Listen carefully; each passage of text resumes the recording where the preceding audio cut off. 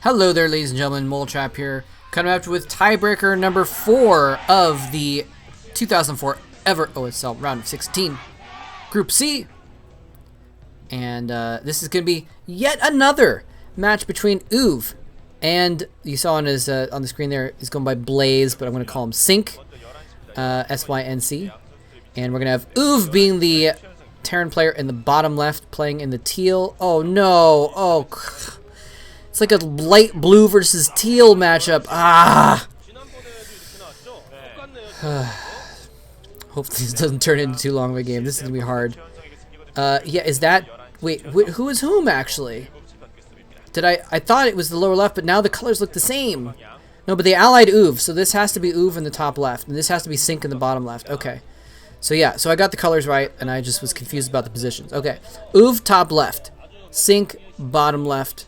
Okay, got it. Imagine being Jeju right now, by the way. All the round of 16, this group has turned into like this long thing with multiple games, everyone getting tons of airtime, tons of games in, tons of hype, and Jeju's like, oh, I got 0-3 and I didn't get in the group stage. I didn't get into the tiebreakers. So good luck to him next season. But, yeah, Jeju seems to have Uv's number. He's won 2 games so far. He won in the normal group stage. He won in the tiebreaker. And he's beaten Uv previously 2 times as well in other tournaments. And so, if he loses again here, it's going to be so frustrating for Uv, right? But, anyway, we'll see how it goes. We'll see if Uv can actually come back and actually beat Sync in this game. We got Barracks Refinery going down for Sync. This is Sync in the bottom left. Gotta keep him straight here. And he's scouting the wrong direction. What's interesting, we have a forward barracks being put up by Uv, and this is not a proxy or anything like that. It's just because he knows that he's immediately going to build a factory and float this barracks to try and scout with it. So he's just going to try and put a little bit farther out to make it a little bit easier to scout with, because barracks are quite slow in their movement. So, hey, and you know what? If you were building, you'd probably be slow at movement too. So give those barracks a break. Don't make fun of them for being slow, okay? Anyways, barracks more like brakes, because they're putting on the brakes because they're slow. I might be losing it, ladies and gentlemen, but we'll see. Anyway, we do have Sync going for that factory, floating his barracks. He did actually make a single marine first. And actually, where was that factory? Did we see the factory in a weird spot too? Maybe I just was seeing things. He's actually going to run this marine back towards his base to try and kill off the scouting SCV that I'm sure is there or is going to be there. So, no, that factory isn't a normal spot. Okay, never mind. And actually, there is no scouting SCV in his base. He's just running that marine back to put it there in case of a scouting SCV. But Sync has scouted the top right and kind of chilled there for a minute. Wasn't paying too much attention to that. And now he's finally going to send his SCV to the right location to do a scout. And is that Sync's SCV just chilling immobily inside Uv's base? I think it might be. 2 factories going down for both players as well. So again, identical builds happening here.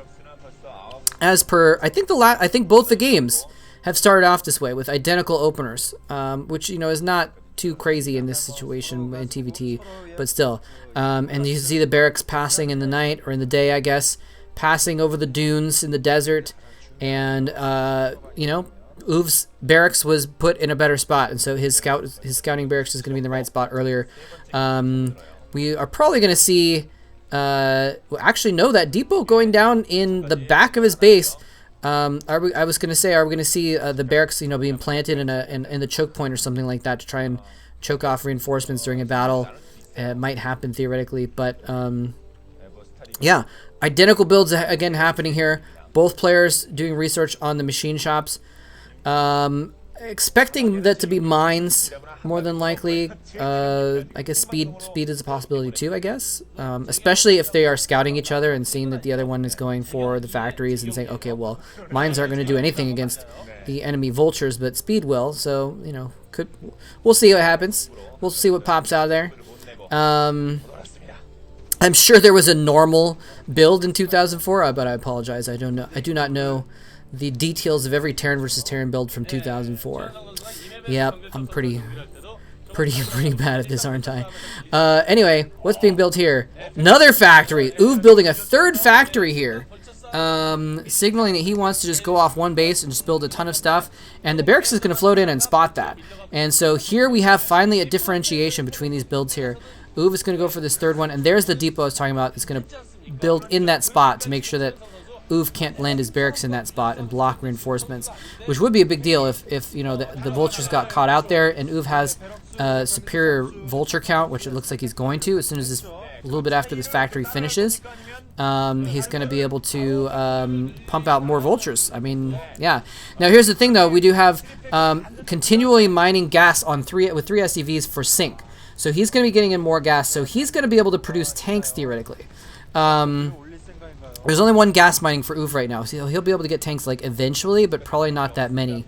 So this is the differentiation, and you know what? I feel like if he can get siege tech up, he probably won't be able to win a straight up A move versus A move battle. And we do see that mines have been researched for Sync, in fact. And Sync has landed that barracks there, just like I was talking about, and that's going to cut off reinforcements for Uv for a moment. But what is the purpose of it? Because he's not really attacking during this moment. All he did was take some free damage on his barracks. Was he using the opportunity to put mines out? I don't see any mines on the map, but there is a tank there. So what I'm thinking is he might want to be defensive. He knows he has less factories, but he knows he has tanks. Tanks are good at defending, and when you have less production facilities, you need to defend. So yeah, there's a bunch of mines out there, but what are they doing? There's no point. If your enemy doesn't have any tanks, then the vultures are going to swarm in. It looks like they're going to target fire down that tank. Not doing very much damage though, but Uv is just swarming in. He's just overloading him. The tank is still there, taking minimal damage from the vulture shots, but he's just got too many vultures. Sync had his number.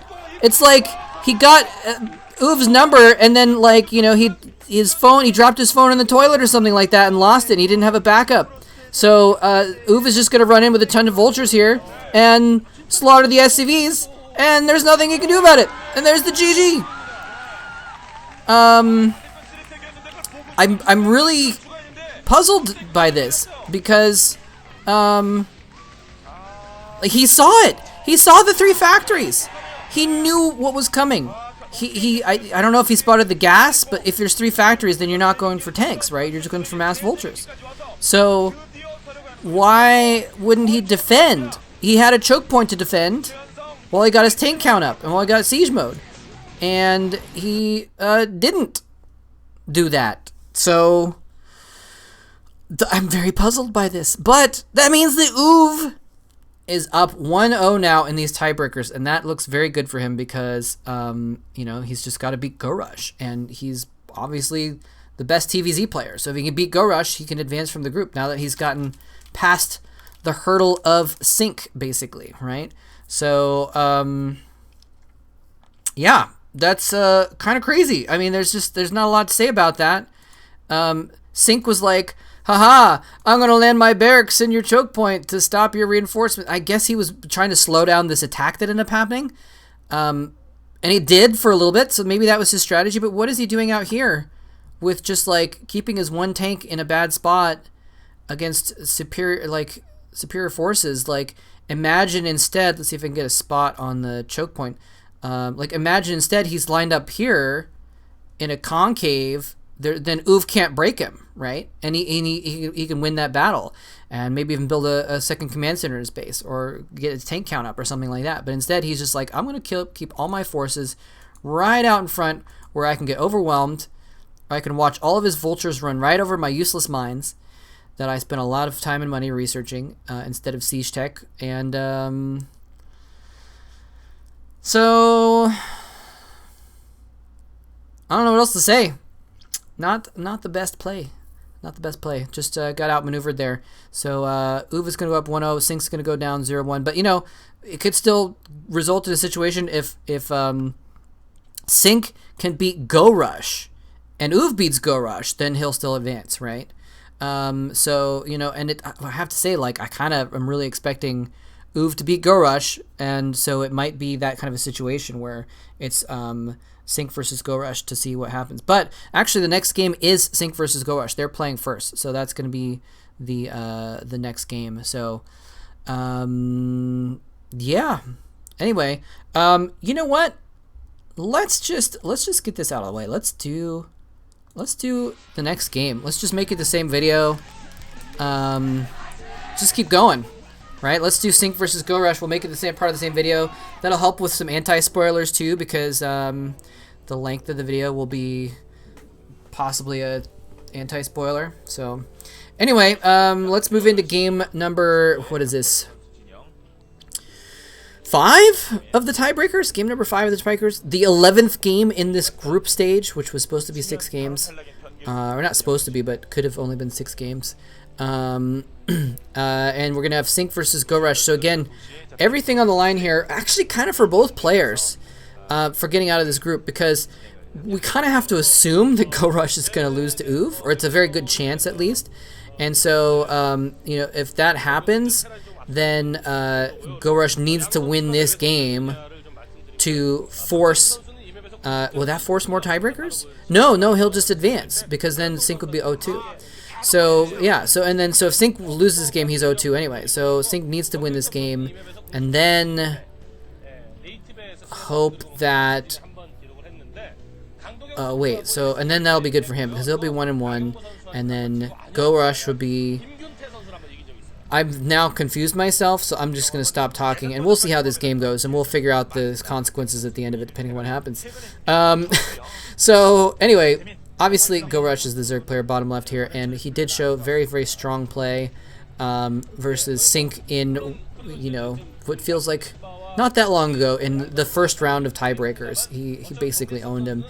I shouldn't say owned him, because there was a very strong moment there where Sync almost broke him in the natural with a beautiful timing when Go Rush was getting like every tech in the book, and Sync almost broke his expansion right before all the tech finished, and it was a beautiful play.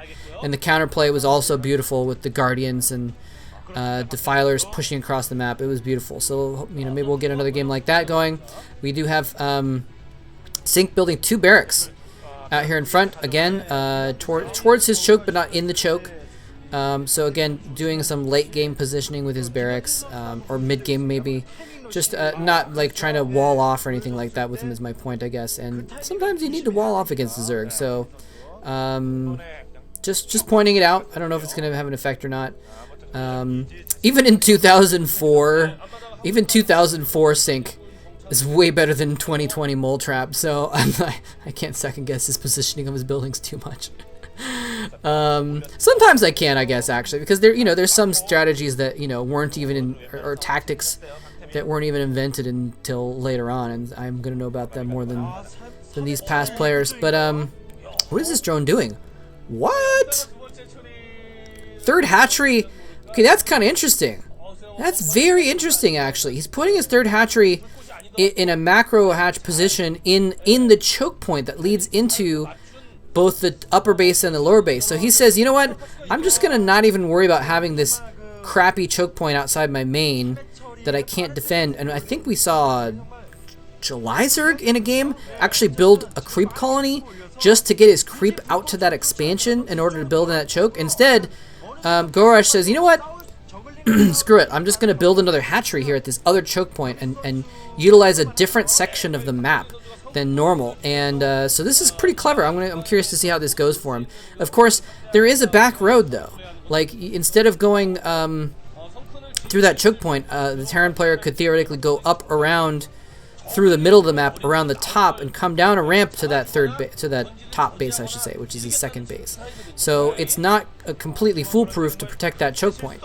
But in any case, we do have some Marines moving out on the map here just to be a little bit of a threat, kill off scouting Zerglings, and trying to force Go Rush to build some more units, some more Zerglings instead of drones. You want to try to stop them from doing that. Now we have the 2 medics out here. The Academy is researching Stim. There's 2 Firebats building right now, so we're going to see this very typical. Actually, I feel like, did a Marine die? Maybe. I feel like it's usually 6 Marines, and I'm only seeing 5, but it doesn't really matter too much. Either way, handful of Marines, a couple of medics, 2 medics, 2 Firebats. Standard little 2 barracks push with just a solid force, just a really really solid group of units for a small group. It's got a lot of power in it, right? And so we are seeing that he's being forced to build some colonies over at this spot. One sunken up. The other one is going to be built by the time they get there. The third one may not, though. If he tries to build a third one, he's going for Zergling's production instead. And is he going to try and break it right now? I don't know if the stim is finished yet. He's going to fall back. Is he going to go around the north? He is going to go around the north. That's what I was talking about. And so Gorush is actually, he has extra time because of the longer route to build 2 other sunken colonies up on the top there. Now, of course, Sink could just ignore those sunken colonies and go around the ridge on the left side of the map and just attack the mineral line directly. He doesn't have to go down and attack those sunken colonies at all. And that's exactly what he's doing. He's just to ignore it. He sends 1 SCV in there to scout, but he's expecting those sunken colonies to be there, and so the SCVs just say, okay, did you be dumb and not defend? And he did not be dumb, and so he's going the route he intended, and he's just going to go up to this high ground. Where is he? Is he going to go all the way around? Is he going to, okay, he's building a bunker here on this high ground, and that is going to be a cute spot. So he's actually going to build a bunker there and keep 1 Marine and 1 Fire Bat, it looks like, for that bunker. Which is a really, really beautiful spot, actually. And he's going to send the rest of the units around the entire map into the natural expansion. The scan goes down. I'm not sure exactly what he was scanning for there. Did I see a scan? Maybe I just saw some glitches in the video or something like that. And now he's going to attack the back line of the main. He's trying to build a colony there, but that's not even going to be a great colony. It's not even going to be able to hit all the spots on the high ground there. He's going to need to put an Overlord in position as well. And the sunken colony, oh, okay, so here we go. He did see this, and he's put a sunken colony in it. The Marine pops out to stim and then jump back into the barracks. Beautiful move. Beautiful, beautiful move there. And it looks like he probably is, because of that, the hit points on the barracks, going to be able to take down that sunken colony. No transfuse in this game. If you've watched StarCraft 2, oh, no, actually, he did take out the bunker. I don't know why I thought that the sunken colony was going to have a better... I don't know. I guess I thought the bunker was going down slower than that. But anyway, another bunker goes up on the high ground here. He's going to put more Marines in there, and it's going to be able to do some good firing over at that. And but again, he's not really doing a ton of damage here. He's attacking the sunken colonies. Now that time he actually does kill the sunken colony off. I believe he had done some damage to that colony before it finished morphing, so it was lower on hit points than the one in the second base. He's actually within range of the Spire as well. Kind of a bad spot to put your Spire. And oh, look at this Firebat trying to hold the ramp. Beautiful spot. The medic's now making a wall as well. He's got a couple more units there, and that, I think that's the killing blow right there, actually. The Spire goes down. It finishes. Did he make enough Mutalisks before the Spire died to actually do anything about this? I only see a couple eggs on the map. I don't think he made any Mutalisks. Maybe he made a couple, but it's definitely not going to be enough to build up a sizable force. And that's, when I said that's the killing blow, I meant the group that we saw outside of those barracks, because he's been doing this beautiful, beautiful harassment this entire time, slowing down everything that the Gorush has been doing, killing off lots of units, doing damage to buildings, forcing him to build 6 or 7 sun colonies. Okay, he did build a handful of Mutalisks, actually. He's going in with Zerglings and the Mutalisks, and he's going to be able to kill off. And look at this, the Mutalisks are low on health. He's going to pull them back, but it's just not enough. And another bunker finishes. He didn't kill the SCV. That one SCV has now made 3 bunkers. That one SCV has itself soaked up 1,200 hit points worth of damage from all these different sources. So this is crazy. It looks like he's going to go for the killing blow here, though. All there is 2 sunken colonies. There's no Zerglings. There's no Mutas. And there's a GG coming down for Gorush.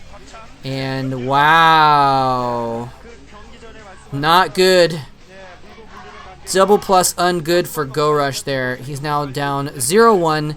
And he has to go up against the best TVZ player to ever exist at this time in 2004. So not a good situation at all for Gorush. Sink, though, so he, instead of beating Uv, he beat Gorush this time. So now Sink is at 1-1. So I mean, we're in a position where if Gorush beats Uv, then it'll be another tiebreaker, right? Because yeah, Uv, then they'd all be 1-1. So if Gorush beats Uv, it'll be another tiebreaker. If now Sink is actually rooting for Uv in this case, because if Uv beats Gorush, then he will advance, as the first place person in the group, and Sync will actually advance as the second place person in the group. Which, you know, it's actually better to advance in first, but he would rather advance, I think, rather than have to go to another set of tiebreakers to worry about potentially getting eliminated again before going into the third match. So, you know what? Screw it. Let's do it. Let's do the third one. Let's just make it this whole set of tiebreakers one video. I'm going to have to figure out how to name this. Am I going to be sneaky and name it like Game 1 and then like have it be a surprise that there's all these games? Or maybe I'll just name it something neutral so you don't know. I'm not sure. But if I say like Tiebreakers, then maybe you might know that it's multiple games. And I mean, obviously I'm saying this now after you would have watched the first 2 games, so it's not I'm pre-post spoiling my anti-spoiler strategy. Yeah, think about that one for a while. Don't do drugs, kids. Stay in school. Anyway, we got Go Rush down here at the bottom of the map, and Uv at the top. And again, dire situation for Go Rush. And this is what I was gonna say. I think Go Rush has to rush him. He has to go rush Uv because he has to know that he does not stand very good chance against Uv in a straight up game, and so he is actually freaking 4-pooling Uv. And what are we gonna see here? We're gonna see Deepa first, and it's not in a very defensive position. Sometimes if I'm worried about getting rushed, you can build your depot like next to the command center by the refinery, or I'm sorry, by the gas, and then put your barracks on the other side and make like a little pocket. So like if you're expecting a rush, you can do something like that, right?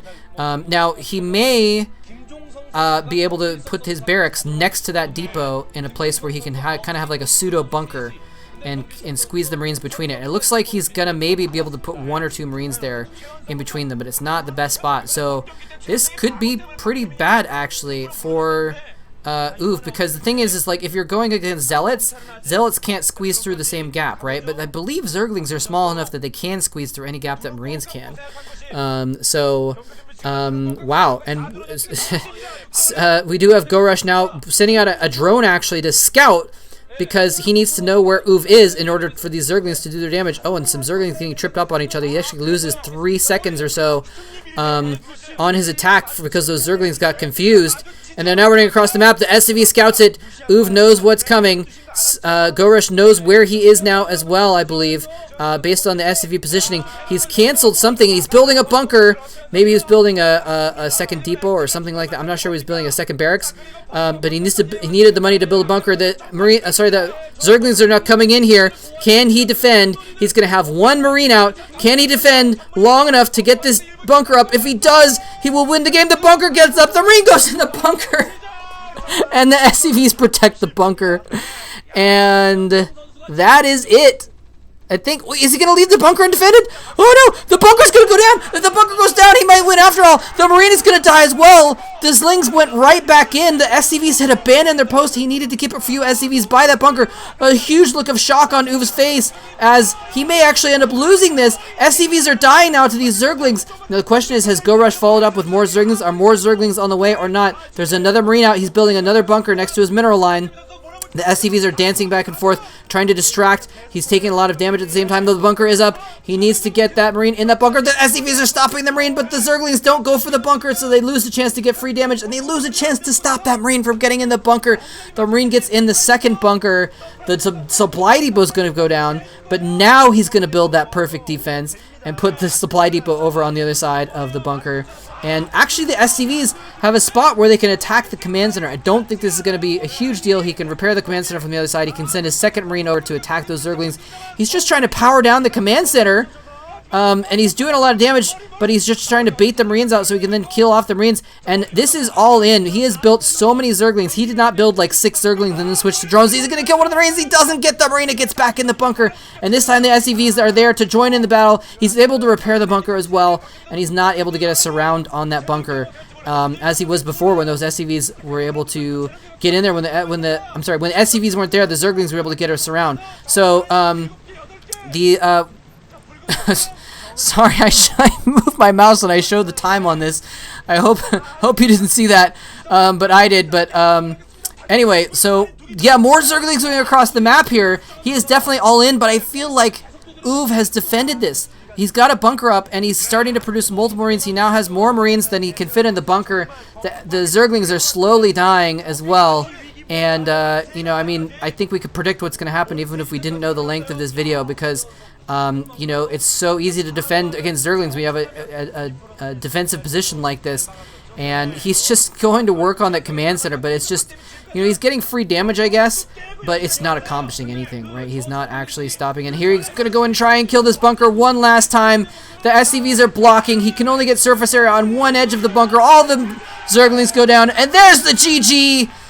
Uv advances. Gorush is eliminated, and Sink is going to advance along with him.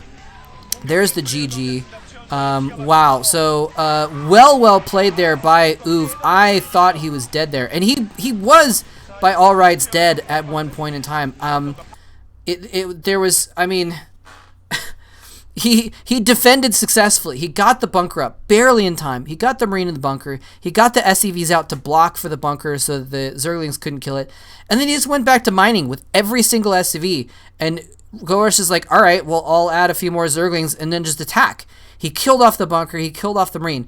And Uv had nothing, right? And Gorush just couldn't quite capitalize on that moment because the SCVs were rolling around. But when one SCV built a bunker, he needed to be killing that SCV building the bunker. If he focused on that SCV building the bunker next to the mineral line, instead of kind of being afraid of the SCVs and dancing away into a corner and kind of going back and forth, I mean, even if he just A-moved the SCVs, I think he would have had a better chance instead of trying to, I'm not sure exactly what was going on there. Let's see if I can actually find that spot. So here's where he actually kills off the bunker. Yeah, the SCVs were not there. They couldn't get it to repair in time. There's too many. And the Marine was then blocked from retreating. So, but then here's what happens is I guess there's not too many Zerglings, and maybe that's why he retreats. He's getting afraid of getting surrounded, but more Zerglings run in here. And at this point, okay, well, let's see what happens. So he's battling these SCVs, but he's falling back from them. And while that other SCV builds another bunker up there, and while the Marine gets created. If he'd run around these SCVs, I guess Uv was going back. I guess that's what happened, is Uv was kind of going back and forth and making like a metal wall of workers in order to block the Zerglings from getting over there. Because if he killed that Marine popping out of the barracks, it's over. If he kills the SCV building the bunker and then keeps that from happening, it's over.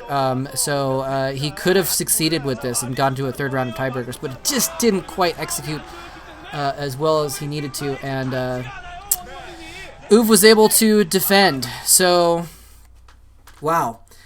GG. No re. No re this time. It would have been a third re, but instead it's just Gorush saying re with distress having been eliminated. And there were not very many Zergs in this Star League to begin with. Well, I guess no, there were a fair number. There was only 3 Protoss though. That's right. There was very few Protoss, but there was fair number of Zergs. Not nearly as many as there are Terrans. So, anyway, so Uv is going to advance with a 2-0 record. That's good for him. Sink is going to advance with a 1-1 record as well.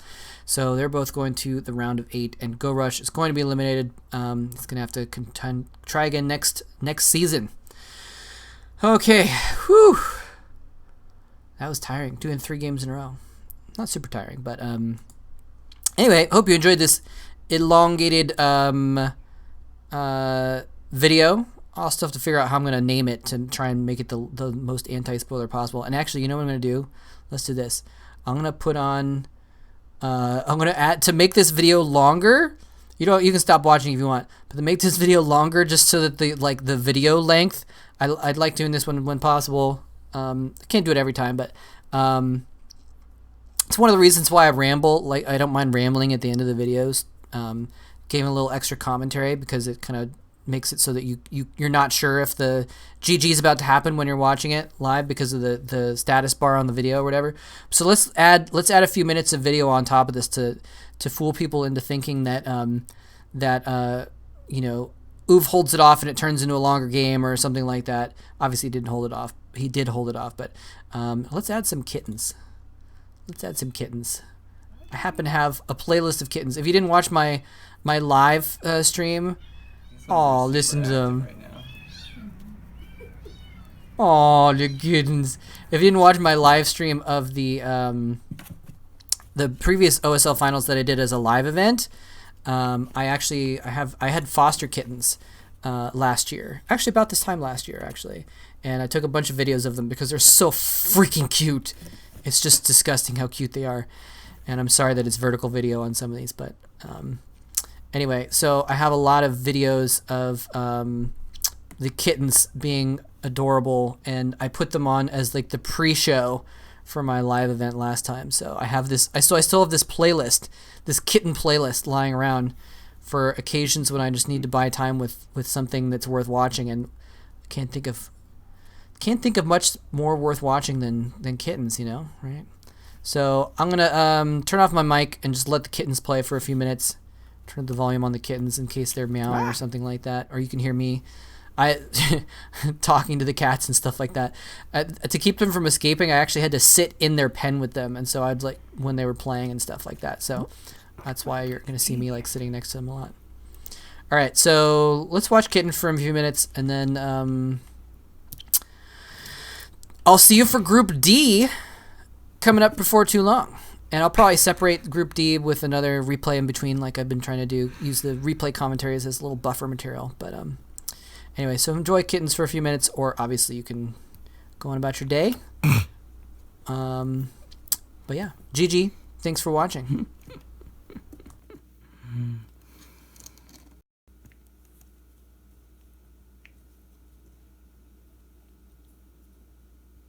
Oh my goodness. What are you doing? You just really like that ball, huh?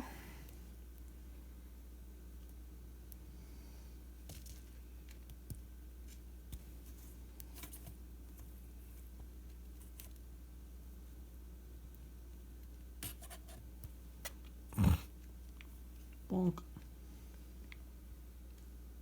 Oh, you got the marble out. Oh, goodness. Okay, well, I guess there's no more marble in that one.